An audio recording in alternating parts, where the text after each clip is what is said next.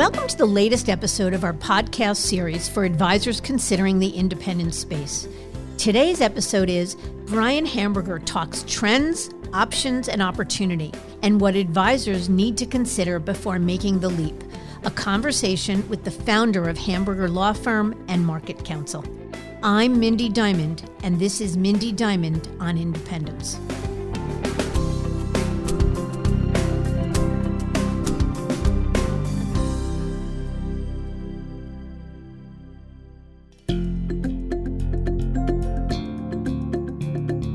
This podcast is available on our website, diamond-consultants.com, and on advisorhub.com, as well as Apple Podcasts and other major podcast platforms. And if you're listening to this series on the Apple Podcast app, be sure to leave a star rating and review. It serves as a guide to us, as well as your colleagues in the wealth management industry who may be searching for valuable content to tune into.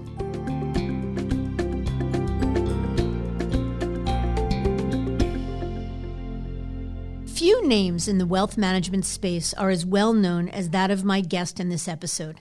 Brian Hamburger is the founder and managing member of Hamburger Law Firm, a practice focused on the investment and securities industry, including entrepreneurial, firm structure, governance, and employment matters. He is also the founder, president, and CEO of MarketCounsel, one of the industry's leading business and regulatory compliance consulting firms. If that wasn't enough, Brian is also the brains behind the MarketCounsel Summit, an annual event that brings together some of the biggest names in wealth management and the business world at large, a forum that celebrates independence and the entrepreneurial spirit like none other.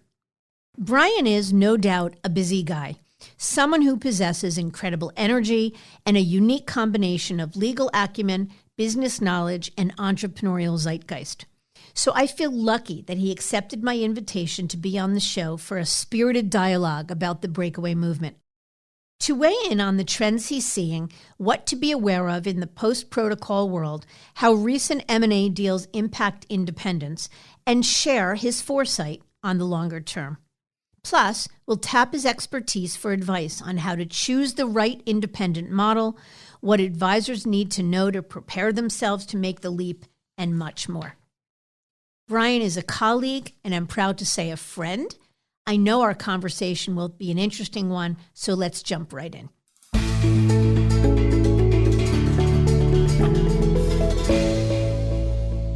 Brian, I am really grateful for your time and wisdom today.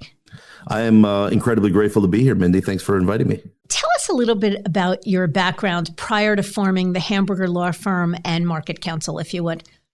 Sure. It's a background that I'm proud of, but I often don't get to share. I mean, I grew up in the business. My father was an investment advisor, and I really saw firsthand the impact that good advice can have on clients. It makes people more confident in living their life, and that's a great thing. But I also realized early on that I didn't have the wherewithal to meet with individuals, at the kitchen table and discuss their financial plans or asset allocation. So I explored other areas within financial services. I worked for a great wirehouse team in college, but again, was a bit underwhelmed by the opportunities there. I really didn't buy into the whole wirehouse methodology that somehow they knew more than the customers knew, going back to like the E.F. Hutton commercials. And, coming out of college, I got a degree in finance and economics. And coming out of college, I got some job offers from mutual fund companies, but they were in the customer service area. And I really didn't see a clear path to do something intriguing. So at the urging of my grandmother, I went to law school. Like many Jewish grandmothers, she thinks being a lawyer or a doctor are the two careers that one should consider. But her rationale was sound. I mean, she said, whatever you choose to do in life, you're a lot more likely to win the game if you know the rules. And I bought it. And I went to law school. And in law school, I really had some amazing experiences. I interned for a federal judge. I spent a semester working for the state appellate court. And then finally, my securities law professor arranged for me to clerk at the SEC in the enforcement division, which he was the head of. So I got out of law school, and then without any real clear direction, I took a job as a securities lawyer at a pretty well-established firm. And I really loved the work, but I hated the big firm politics and the non-client-centric responsibilities that I had. So I left after not all that much time, and I sold my first house, moved into a cabin with my then wife and my 6-month-old daughter in tow, and started MarketCounsel and the Hamburger Law Firm on the same day. Amazing. So what happened? That was in 2000. What needs were you looking to solve for? And why the whole two-firm concept? Like, what happened then? Well, advisors had different needs, and they were being addressed by primarily two different firms. There were registration services, some called them service bureaus, and there were law firms. Registration services at the time were selling very modular pieces with no accountability for the entire projects. And clients, quite frankly, couldn't figure out what they needed or what they were getting and what the whole project would cost them. Law firms, on the other hand, had, and for that matter, they continue to have, call us if you need us model, right? That's based primarily on hourly billing. And as such, it incentivizes inefficiency, and there's little accountability. And again, clients don't know what it's going to cost them. So what we're trying to solve for is we're trying to build something that was proactive. It was based on the investment that we made with the client on the front end of the relationship to deeply understand the client. And we want to know everything we can about the clients, why they're in business, how do they think about their mission, what are their needs, goals, and objectives, what's their appetite for risk. And then we want to pair that. So we take that upfront investment and pair that with an efficient and logical process in everything we do. It includes having an acute sense that every request that we make to the client actually costs them money beyond what they're paying us, right? We look at the operational burden that we have on our firms. And we also wanted to be one of those firms that filtered out so much of the noise that was out there. And that noise distracts advisors from their mission, while ensuring that we weren't taking our eye off the ball. So our clients don't need to know about proposed rules, for example, but we do. And we'll track those developments. We'll prepare for the impact that it's going to have on our clients. We'll design a solution. And then we're going to come to them when it's time to implement. And Mindy, while we didn't solve for it early on, more recently, we've seen the proliferation of low cost or some automated solutions in the place, largely backed by PE firms that are chasing some higher margins. And so, we've had to address that as a competitive threat as well. Automation is good. We'd be willing to hold our technology spend up against any firm of our size. And we have that piece, but it's a tool that we use for maintaining robust client profiles and handling recurring tasks, that type of thing. But we're not at the point where technology can replace human judgment, much like for investment advisors. And as for low costs, our clients typically focus on value. And as you know, price is only one component of value, and people pretty quickly forget what something costs, but the memory of quality really tends to linger. So I go out there, I hire the best service people and legal counsel that I can find at any price, and I give them the systems and resources to perform. And it's not just cheap, it's just not cheap. But the secret sauce is that people don't really sign up for our service and start using it. We stick to our roots. We gather a lot of information at the start of the relationship, and we pair that with the advisor's objectives to build the business that they envision. But all that said, our biggest competition has and always remains the do-it-yourself advisor, which arguably works for some of the smallest advisors and for some of the largest that have the resources to do it. But for everyone else, they're often squandering time and resources by going at it alone. Mm-hmm. So I want to focus for a minute on the breakaway market. MarketCounsel has really been the architect for so many of the breakaway advisors and the RIAs that they've set up. Walk us through, or tell me a little bit, if you would, about the types of advisors you work with and what you do for them from the very beginning till the time that they are an extant firm. Sure. Well, thanks for connecting us with that breakaway movement. We see our brand as our most valuable asset. And I know everyone at MarketCounsel who walks through our doors each day is asking themselves, how can I contribute to the brand's goodwill? But I'll tell you, over the past 19 plus years, we've changed virtually everything in our company except for our service platforms, the actual services that we set out to perform, our mission, values, and our standards. And part of the reason for that is, I think, to be successful in a fast-growing industry, we really need to be committed to continuous improvement in every single area. So one of the changes that I think has really taken place since I started MarketCounsel is we're far more interconnected than we were early on. We rely upon partners like yourself, and the strength of relationships in this space can't be overstated. It's a really small industry when you take a look at all the really critical decision makers. I mean, we run into one another at conferences throughout the year. I mean, sometimes, Mindy, you and I have a chance to catch up in the hallway and you're coming in and I'm coming out. But the really neat thing is all the decision makers are available by text message or a quick phone call. And so we can solve problems really quickly. So that interconnectedness is really key. I think we're also positioned for a post-broker protocol era. You know, we're coming together with industry partners across the space to really reduce contingencies in this area. And we'll continue to invest in those solutions, recognizing that that's a likely outcome. But as far as types of advisors, you know, we're working with, our clients are registered investment advisors and those looking to become advisors. We also work with service providers to advisors, ranging from broker-dealers to fintechs. It's really that broad of client platform. Right. So if I'm an advisor at Merrill Lynch, UBS, Morgan Stanley, Wells Fargo, or otherwise, and I'm considering going independent, I know from my vantage point, as I counsel these folks and help them to sort of figure out what is the best platform, best custodian, best model, I know that one of the most important steps, obviously, is to be in touch with someone that can really architect things from beginning to end. So what are some of those things that an advisor sitting in a wirehouse contemplating independence needs to think about at the very beginning? Well, I think so often people are led by industry press, right? They're looking at, you know, what is everyone else doing? That's what I should probably be doing. And while that is likely to be the answer, right? Because statistics don't lie. It also is quite likely not to be the answer for them. And so the first thing that we ask them to do is really search inside. Let's not start on why you're leaving, but let's really talk about what it is you envision, what it is you're looking to build. Because the departure is going to fade pretty quickly in the background, right? The bad branch manager, the restrictive policies, the office climate or politics, all of that's going to disappear really, really fast. And what you're going to be left with is you're going to be the one sitting in the office with your colleagues. And really the question is, what do you envision that to be? And so when we talk to them, we talk about what's the impetus for departure. And when we start to hear these short-term pain points, we say that's not the impetus. You know, the impetus for departure has to be something that's pulling you forward, not something that's driving you away. And, you know, we want them to engage in discussions with folks like yourself. We want them to feel comfortable in sharing those needs, goals, and objectives.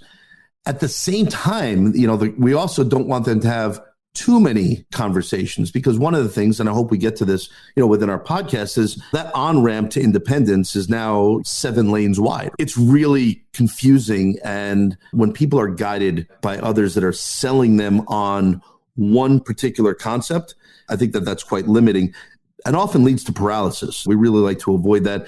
And we want them to have the conversations. We just want them to limit those conversations to a small handful of trusted advisors. Yeah, I couldn't agree with you more about that. The waterfall of possibilities for an independent-minded advisor has expanded exponentially. And to your point early on, there's a lot of noise out there. And it's very important that one is guided by people that are objective and in the know and well-connected, because it's important to filter out a lot of the noise. I want to switch gears a second to the industry at large. So our firms are similar in that we both really act as conduits to help people get from here to there. Here being, I'm sitting at a wirehouse or traditional brokerage firm, and there being independent in some version. And in a previous conversation, actually, in one of those hallways at a conference you're referencing, you and I talked about how 2019 was shaping up to be a record year. And it was for us, and I'm pretty sure it was for you as well. So what do you see as the key drivers behind the surge in advisors leaving the traditional brokerage firms to go some version of independence? It's a great question. We could spend all day talking about it. I believe it comes down to just a few key components. Technology is our headline.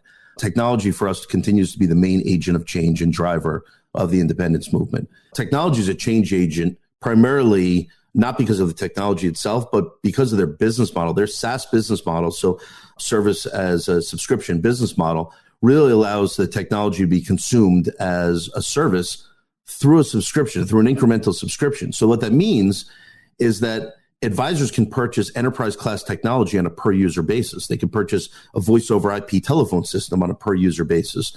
They could pay for this on a monthly basis without a large upfront investment. And what we found is that incremental cost has led to advisors being able to leave their firms and having technology as good as if not better than the technology that they left behind, because the firms that they've left behind have to deploy it for thousands of reps simultaneously. On top of that, the UI, so the user interface and the look of the technology really is starting to lend itself to easy adoption and high utilization rates. In the past, you needed to hire all these programmers and developers to build out custom fields and workflows. But the UI that a lot of the CRM systems and portfolio accounting systems are utilizing allow advisors to do that on their own. And so as a result of that technology, we have advisors who can delegate tasks that are outside of their core competencies to an experienced service provider, for example. But they can still monitor those tasks as if the service provider was sitting in the same office as them. And then I think also mobile, right? Mobile as a component of technology has made the whole work from anywhere concept a reality. And it really fits into the advisor lifestyle, especially as we continue to see the graying of the investment advisor, as well as trends in the millennial generation, where they don't want to necessarily have to go to one office all the time. But technology specifically impacts the move to independence because it offers advisors a whole host of options. And, the analogy I have is, remember back in the day, you published kind of that gradient scale of most restrictive to least restrictive employment arrangements, right? And you went from kind of banks and trust companies and you went all the way over to independence. You remember when you did that probably 15 years ago? Sure. All right. So that's how I think of what technology helps support. So we separate this into two categories. You got supported independence and full independence. And technology now has made this supported independence model a reality. So advisors can narrow the universe of choice by looking for support from other providers that are going to package this myriad of service providers that advisors need to choose from. And advisors going the route are going to enjoy simplified decision-making, better pricing, leverage service provider expertise, and more time to focus on their core business. And that's an option out there. But there's also the option to go full independent, right? And fully independent means that the advisor can select from any custodian or any CRM or any portfolio accounting tool that fits their practice. And advisors going that route, they can shop for the best price and the best of breed options, but it's overwhelming for some. And they don't have as much pricing power, as much leverage as under the supported independence model. So there's a trade-off, right? Do I want to buy stuff that's kind of already bundled and packaged, or do I want to have the autonomy to make any decision I want, but have the burden to connect those components on my own? And that's one of those difficult decisions that I think you were alluding to earlier, which one is right? Am I the tinkerer? Am I the one that always wants to chase the greatest and latest? Or am I the one that's okay with maybe it's a B technology, but it simply works and it works with everything else that's already in place? And I think that's technology provides a really, really critical decision point for advisors. Yeah. But obviously there's other reasons, right? And those reasons haven't changed, where RIAs can serve their clients in a far more aligned business model with fewer conflicts of interest, greater autonomy to select what's best for the client, whether it's service model or investments. There's an entrepreneurial mindset to be their own boss. Again, whether it's a true entrepreneur that's completely independent or one that's working through an independent platform. I think there's an ongoing desire for people to build their own brand and have some real equity at some point in their career. And whether that equity is used to help monetize the business for successors or an eventual exit, I think that's real. And advisors just want to get what's best out there, right? They want access to best of breed technology, investment options, support, and they don't want to have to go through a firm in order to get that. So all of those data points continue to be true and are becoming more so as we go forward, not dwindling. Yeah, so I agree with you. And in fact, I want to check something out with you. I wrote a piece just recently talking about the 9 trends or predictions we had for 2020 to this end. And I want to check a couple of them out with you. My thesis was the fact that advisor movement today is really driven by 3 things, a perfect storm, I called it. And one was the notion of changing client expectations. Clients, the term fiduciary or the idea of an advisor being fiduciary has become more mainstream. So clients are much less tethered to the brand of the firm and much more about, is my advisor able to do what's best for me? Second is changing advisor sentiment, where advisors want all the things you just talked about, more freedom and control. They have an entrepreneurial mindset. They want access to best in breed, all that sort of stuff. And the third thing is that the more the big firms have attempted to tie the advisors down, the more it's had the opposite effect. It's, I'll show you, you're going to try tying me down, I'm out of here. And I think all of those things are sort of the broad reasons why there's been a lot of movement. One of the trends we predicted is that we're going to continue to see the elite teams, the corner office, the Barron's and Forbes top advisors in the industry going independent, which is really extraordinary. And so do you think that that's driven by what you said, not only the entrepreneurial mindset, but perhaps more their desire for no limitations and access to best of everything? Yeah, so I'm excited. I love that article. I'm excited that we're going to chat about it. So the answer to that first one is yes, right? The industry is hyper-focused on elite teams. And if you want to know why, just look at their characteristics, because every one of those characteristics are really attractive to acquirers. The recent study by Envestnet showed that 77% of elite RIAs serve clients who have $10 to $30 million of assets, compared to just 34% at non-elite firms. The elite teams tend to be generationally diverse, which is really attractive to acquirers. They often work in teams. And so the client relationship is rarely owned by a single rock star advisor anymore, right? And we've known and worked with plenty of those rock star advisors, but these elite teams are a bit different. And the really nuanced issue with elite teams is that they use the same technology as the non-elite teams, but they're better able to integrate it into their practices. They invest to integrate it, and they simply get more use from the exact same spend. So they're buying the same technology, they're buying the same licenses, but their team leverages the technology more. But the most distinguishing characteristic of these successful advisors are their ability to articulate their value proposition and their willingness to add resources or invest in resources, such as new hires, in advance of the demand.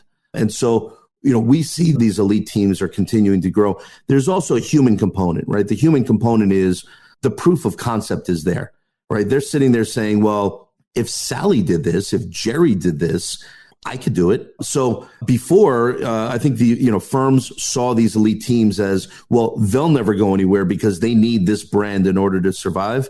But we've already seen these elite teams vote with their feet and move out. And turns out they don't need the brand in order to survive. Their client relationships are winning the day.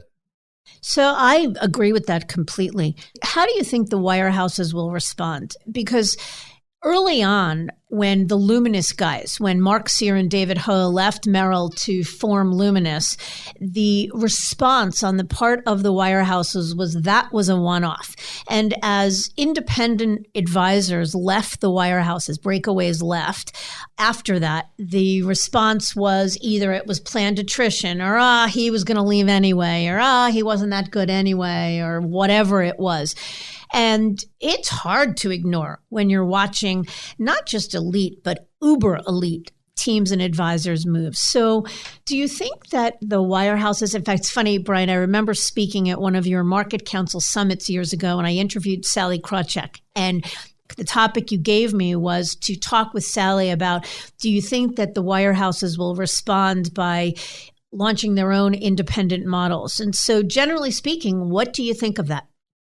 They can't, right? And so I think we've seen their response. Their response is close the prison gates, roll up the drawbridge, that people aren't going to leave, and they're not going to leave easily, at least for a couple of the wirehouses.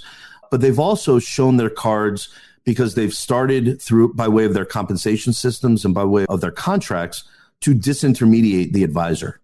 Right? There's been a number of articles written recently that the advisor is no longer king. The advisor is no longer the centerpiece relationship that the client has with the firm. And, when you speak to executives at these firms who have been in on a lot of the high-end executive meetings, they'll tell you that the response is simply to cut out the advisor as the focal point of the relationship, deepen the relationship directly between the firm and its clients, and really move the advisor under, their ideal scenario to more of a salaried position where you're effectively acting no different than you would if you were working at a bank. And it's no surprise that so many of them see the bank model as the model to retain the assets. And if you look at their projections that they'll share, they'll say we can afford to lose an awful lot of assets if the remainder of the assets that stay here are far more profitable to the firm. So I think we've already seen their response. And because of that, because that's the tact that they're taking, I think strategically it preempts them from launching an independent model as a real venture, because they would just see an outpouring of their advisors moving to that independent model. And that really is contrary to the direction that we're seeing them go. Let's talk about M&A for a second. The M&A market has been frothy, as a lot of people call it, in the RIA space. And from our perspective, robust M&A activity will persist in the space, with industry leaders agreeing that there's plenty of potential and deep pockets eager to invest in the right businesses. Do you agree? Do you see it that way? I completely agree. There's no doubt that robust M&A activity is going to continue in the independent space. The industry's record transactions volume is being driven by a wide variety of influences. We've got record high valuations. They can't be disputed. There's been a complete lack of succession planning in the industry, right? We've got the graying of advisors is real, yet no matter how much we beat that drum, advisors continue to not be engaged in meaningful succession planning.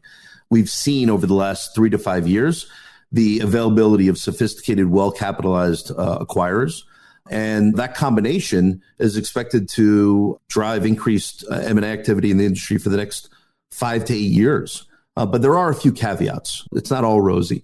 If we look at the capital that's fueling so many of these deals, that capital is early stage capital. It's among the most expensive capital that you can find, and it's among the least patient capital you can find.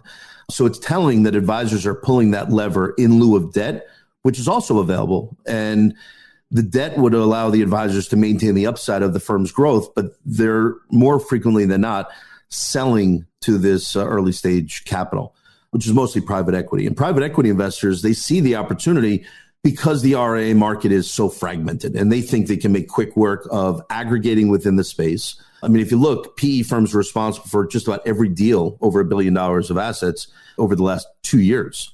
We're getting questions, right? The questions that are coming in from regulators, they're trying to grapple with the question of, can the RIA serve two masters, right? Which is a bit ironic because wirehouses have been traded publicly for so long. But, there's sense among regulators is that advisors may be breaking away from one set of conflicted owners and running right into the arms of another. And finally, I'd say that clients themselves, particularly sophisticated clients, they haven't shown a real preference for a PE-backed RIA over one that's owned and operated by an individual advisor or a team of advisors. And at the end of the day, one thing that we know is the client demand wins. And so what's missing in a lot of these PE-backed transactions is what's in it for the client. We know what's in it for the advisor. We know what's in it for the employees.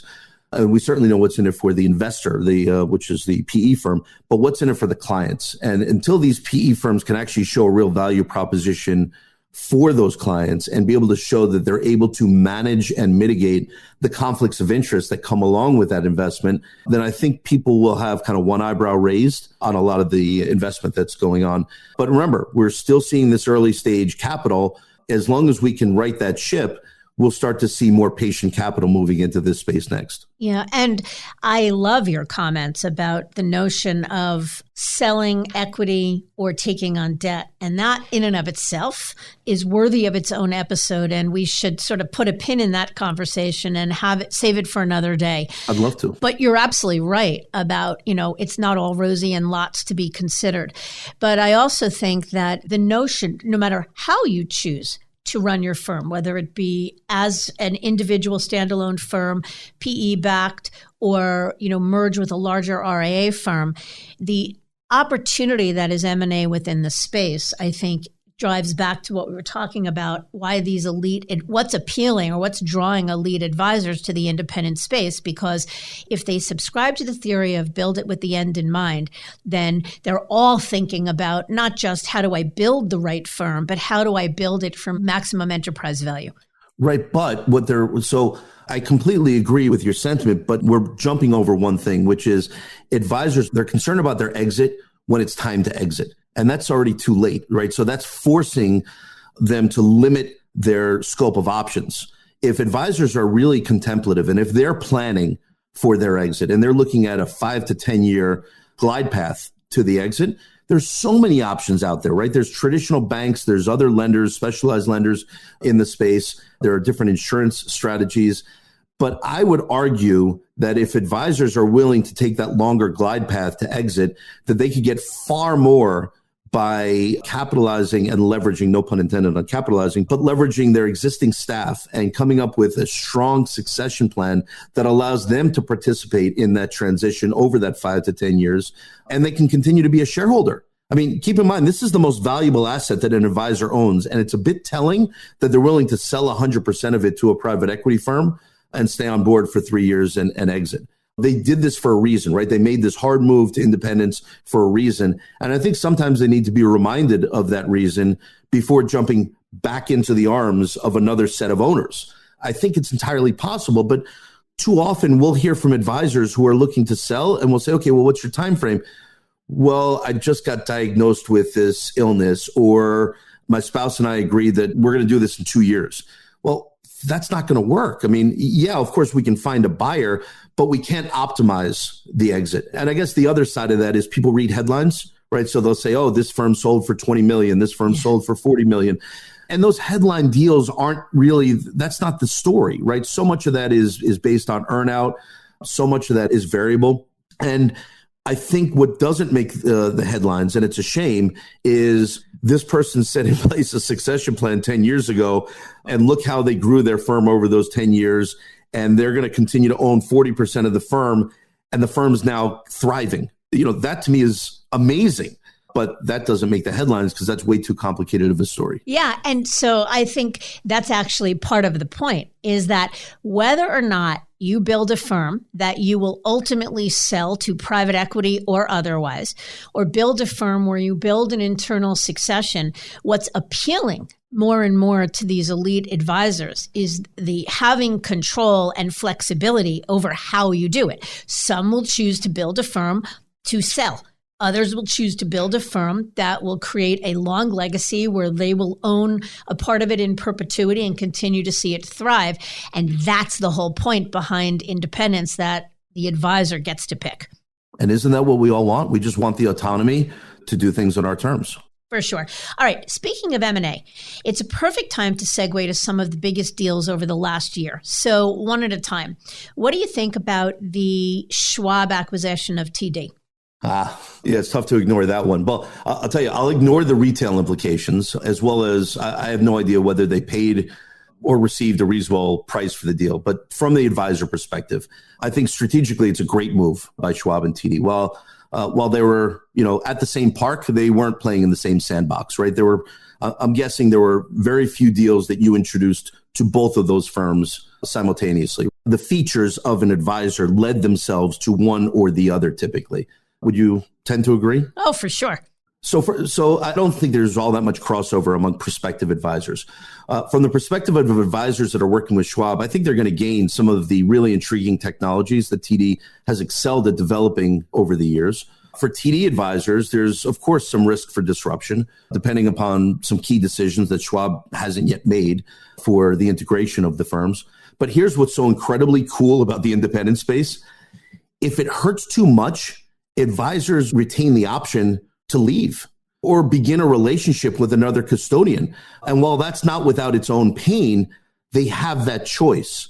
And that's what's amazing here. They don't need to leave their firm to do it, right? Remember back when Merrill was acquired by B of A, those advisors who didn't want to work for B of A were forced to leave their employment if they didn't want to work there. Here, advisors can just give their clients a new account form with another firm and ACAT the assets from one firm to the other. They're not acting as agent for any of those firms. That's what keeps all service providers within the independent space accountable. We have to continue to bring our A game. Otherwise, advisors, they vote with their feet and their dollars.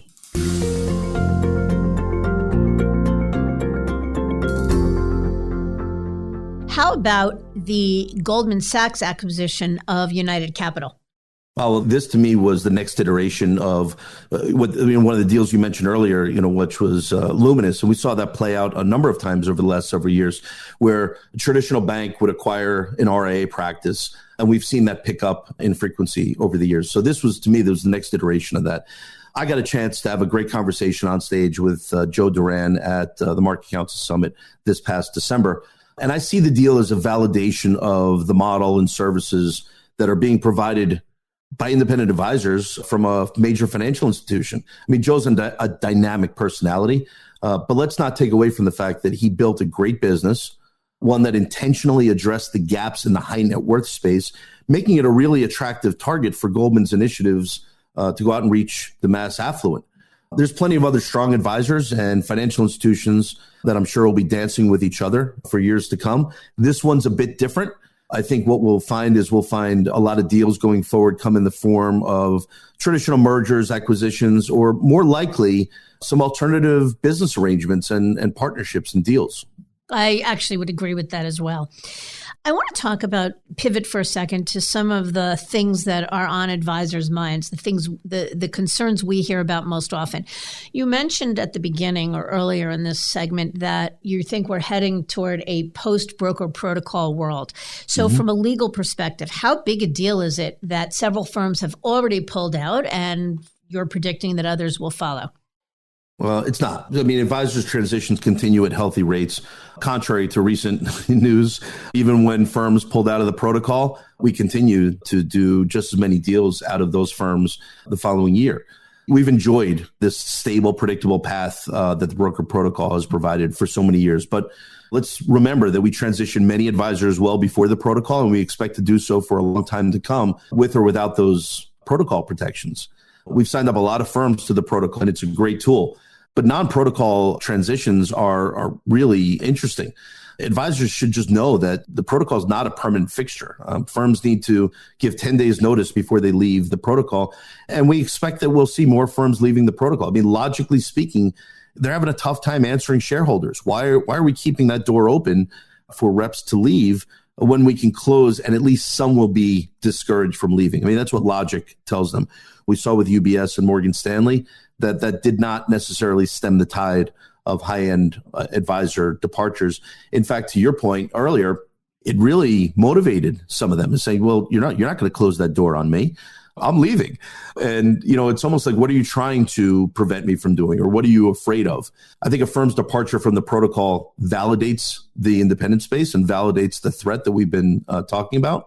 And, at the end of the day, the advisor has one career. They're having to make a difficult choice, albeit perhaps, but they're having to make a choice as to what they're going to be known for in that career. And very few advisors want to be known as a career registered representative with a particular firm. I would agree with that. I think that a lot of what the big firms have done including the decisions to pull out of protocol, have emboldened the advisor force. But still, even the most emboldened, even those that are risk takers by nature, ask the question or worry. So if there is no protocol, then I'm governed by the post-employment restrictions in my employment agreement. And for most, that's a non-solicit. For some, it's a garden leave. But those with garden leave typically were never covered by protocol anyway.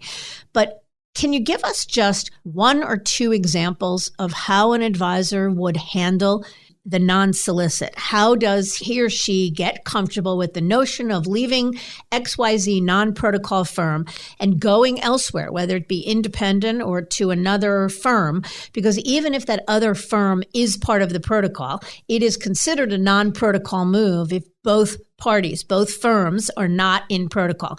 So what are a couple sort of strategies, if you will, for an advisor who's got a non-solicit and wants to get comfortable with the fact that his clients will follow? So that's a great question. And we get that question frequently. And it's one that I'm hesitant to answer only because of the misinformation that comes off of it. But of course, for you, answer every question. So many advisors come to us and they're fueled by misinformation, right? They've been told that they can't do something, right, because it's in their contract, or they can't do something because it's a compliance issue. When you peel back, maybe it was a risk management decision made by the firm, but they're starting with, from a point of bad information. In other situations, they've been given advice or learn based upon someone else's transition. But as you know, every transition is unique. Variables include the obvious, right? You just mentioned the employer, their current employer, and where they want to transition to. But there's less obvious areas, right? We've got to look at what is or are the state laws that affect you. What's the historical behavior of your current employer? What does your clients and teams composition look like? Including stuff like what's your relationship with your branch manager and management. And so advisors are looking at all of this, and they're often saying, hey, I know someone who left the firm last year, and this is what happened to them, and this is how they did it, so this is what I'm going to do. It doesn't work for everybody. We have certain clients who we green light to have conversations with their clients about what it would look like if they left. We don't do it for others for a whole variety of reasons.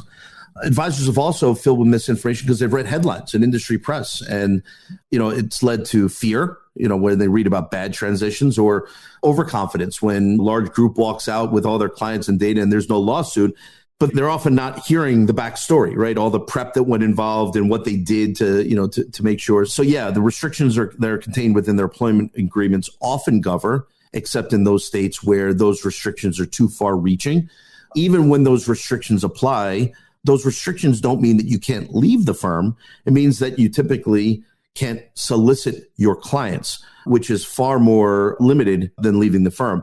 There are other ways to go to your clients and notify them about the departure. And depending upon what state we're in, we're going to employ different tactics, whether that's some type of notification on LinkedIn, whether that's a mailing, or whether that's a telephone campaign and a conversation that we're having.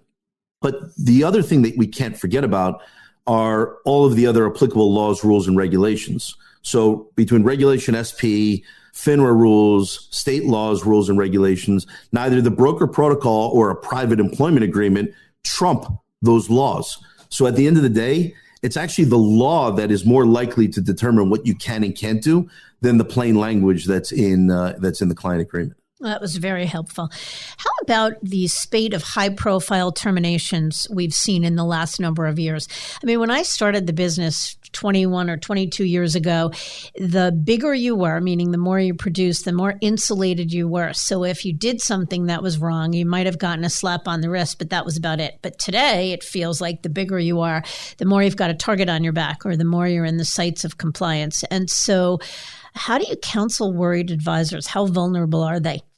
Everything we're talking about here is interconnected. So wirehouses are run for the pleasure of their shareholders, and their shareholders read media reports and newspapers and headlines. So it's no surprise that they've become far more risk averse over the years. Doesn't mean they won't keep a representative that is going through some type of routine client or regulatory inquiry, but their trigger is way quicker if they think that the benefits of keeping the rep are being outweighed by their exposure. We've learned over the years, if the firm has a shot of getting rid of the rep and keeping their assets and perhaps the remainder of their team, well, that just becomes the layup. That's when they're quick to pull that trigger. In other cases, we see terminations for business purposes. Rather, I should say, they're stated that they're for business purposes, but they're justified by creating or inflating some type of compliance or risk concerns.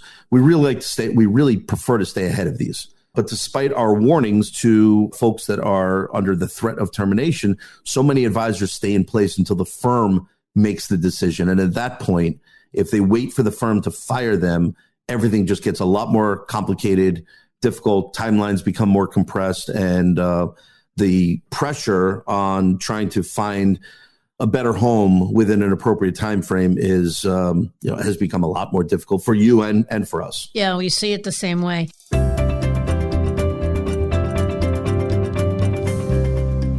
Okay, one last question, because this has been incredibly enlightening and fascinating, and you've given me some ideas for some future topics as well, so I'm grateful. But one last question. Looking 5 or 10 years out, what's the next big thing? What are the things that should either concern or excite advisors? I'm not a fortune teller, but the good thing is I don't think I have to be. We need to remember that by definition, a registered investment advisor is such because they provide advice about securities for compensation. That's what they all have in common. That's what they always will have in common. And the independent space, absolutely everything else around that definition is going to change. So what do you do, right? I mean, it's important to stay nimble, stay on top of trends, and embrace that change. For my own business, we're really fortunate. We placed ourselves in a fast-growing industry at the center of all things interesting. And things are going to continue to change all around us. But fortunately, for investment advisor clients, sound, objective advice never goes out of style. So I'm really optimistic about the future of this space. Wonderful. Brian, thank you so very much. As I said, this was incredibly enlightening, delightful, and you are a friend and a colleague, and I'm grateful for that. And we look forward to further conversation. Well, thanks, Mindy. I always enjoy every conversation we have, including this one that's going to be shared with everybody.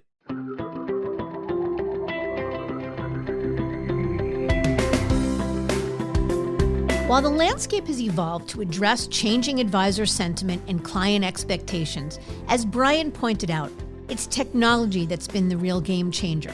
Independent advisors now have access to the same or better tech platforms and can deliver best-in-class solutions and a host of options in cost-effective ways, giving them a true level playing field on which to compete with the big brokerage firms. In our next episode, we'll be joined by Bill Williams, the Executive Vice President of the Ameriprise Franchise Group. At over 125 years old, Ameriprise is likely the most misunderstood broker-dealer in the space. We'll unpack what they've been doing in recent years that seems to be resonating so well with advisors and how that's translating into a recruiting surge for the firm. I hope you'll tune in. Until then, I encourage you to visit our website, diamond-consultants.com, and click on the Tools and Resources link for more valuable content. You'll also find a link to subscribe for regular updates to this series. And if you're not a recipient of our weekly email, Perspectives for Advisors, click on the blog link to browse recent articles. Feel free to email or call me if you have specific questions. I can be reached at 908-879-1002 or mdiamond@diamond-consultants.com. Please note that all requests are handled with complete discretion and confidentiality. Thank you for listening. I also want to thank Advisor Hub for sharing this podcast with their viewers and subscribers. This is Mindy Diamond on Independence.